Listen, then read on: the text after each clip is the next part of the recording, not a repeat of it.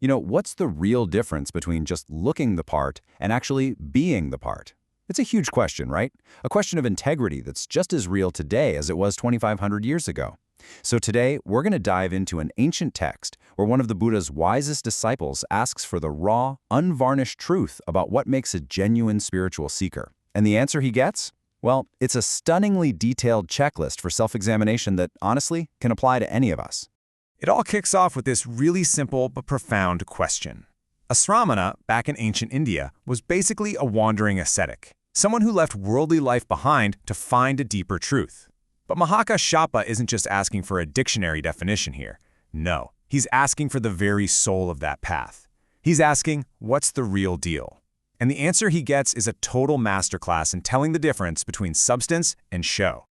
Okay, so before getting into all the warnings and the red flags, the Buddha first paints a picture of the ideal. And this makes so much sense, right? Because to know what's fake, you first have to understand what's authentic. This is him setting the gold standard, the absolute benchmark for what real integrity looks like. Now, what's really fascinating here is that none of these qualities are about how you look on the outside.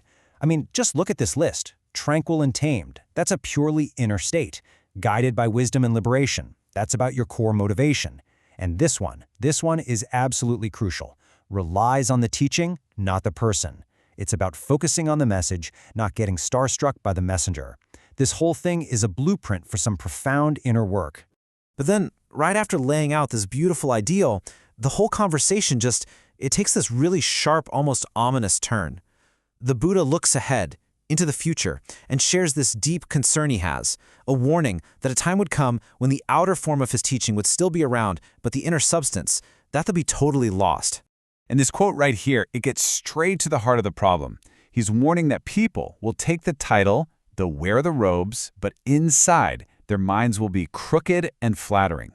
This sets up the central conflict to the whole dialogue, this dangerous, dangerous gap between how things appear and how they really are. And to deal with it, he provides this amazingly specific diagnostic tool.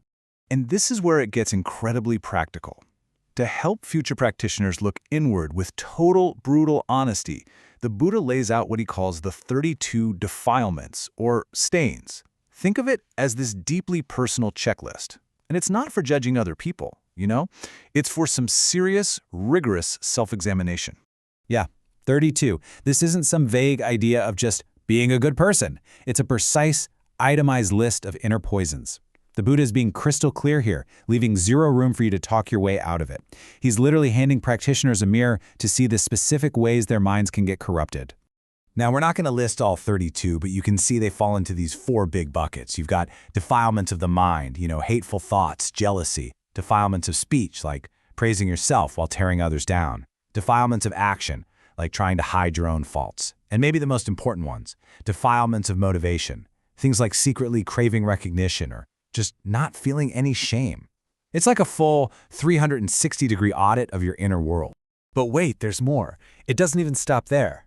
Beyond these moral slip-ups, the Buddha then describes 8 specific behaviors and attitudes that act like clouds, literally blocking a practitioner's path to wisdom. And these are way more subtle, but just as dangerous. The actual word for this is pretty cool. It literally means to cover over or to obscure. And I just love that metaphor. It's not just about doing bad things. It's about holding views that actually block the light of wisdom from getting in, just like thick clouds can completely block out the sun. And you can almost see the story it tells, right? It starts with something like disrespect for the source, for the teachers. That disrespect then leads to fear when you hear challenging ideas. And that fear, well, it can curdle into slander, where you start bad-mouthing things you don't even understand. It just creates this whole cycle of confusion. The big takeaway here is that it's not just our unethical actions that can blind us, but our own intellectual arrogance and fear.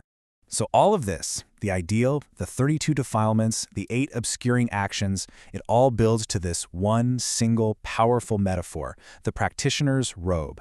This simple piece of cloth becomes the ultimate symbol for this whole discussion of substance versus form, of outer show versus inner reality. And this just lays it out so clearly, doesn't it? On one side, you have the true practitioner. Their mind is free. They embody sacred qualities like wisdom. Their entire reason for practicing is liberation. On the other side, same robe, same external look, But inside, it's a completely different universe. Their mind is filled with the exact poisons they claim to have gotten rid of, and they're just practicing for praise and offerings. But then he drops this line, and it's a gut punch.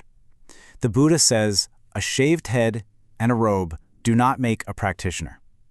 And if your mind is full of greed, hatred, and delusion while you're wearing that robe, you are, in his words, burning the robe. I mean, what a powerful image. He's saying that hypocrisy doesn't just undermine you, it actively desecrates the very symbols of the path itself. So this ancient text leaves us with a very modern and a very personal question. We might not wear a monk's robe, but we all wear robes of some kind, don't we? The robe of being a professional, a parent, a leader, a friend, an artist. And the question this text forces us to ask is this: does our inner state, our private thoughts, our real motivations, does it actually match the identity we show to the world? Or are we, in our own way, maybe in danger of burning our robes? It's a timeless checklist for authenticity, really, for any of us, on any path.